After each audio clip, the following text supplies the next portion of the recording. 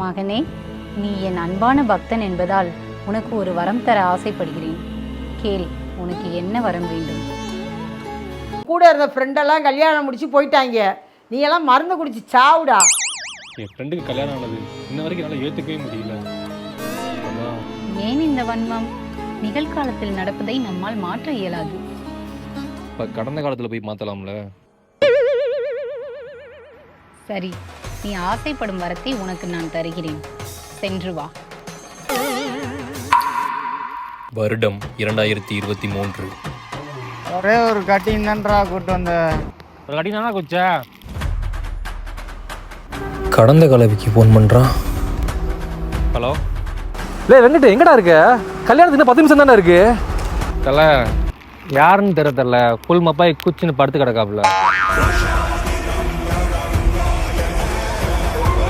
G G please G, அந்த தற்குறியை மட்டும் போக தெரியாம ஒரு 1/2 மணி நேரம் பார்த்துக்கோங்க. எங்கடா? வெங்கடா அவனுக்கு பொண்ணை பிடிக்கலையா? ஓல்டு மங்க தான் பிடிச்சிருக்கான். என்னடா சொல்ற? ஆமாடா, பொண்ணை பிடிக்காம போக படுத்து கிடக்கானடா. போய் சொல்றா, போடா பொண்ணு வீட்டுல சொல்றா.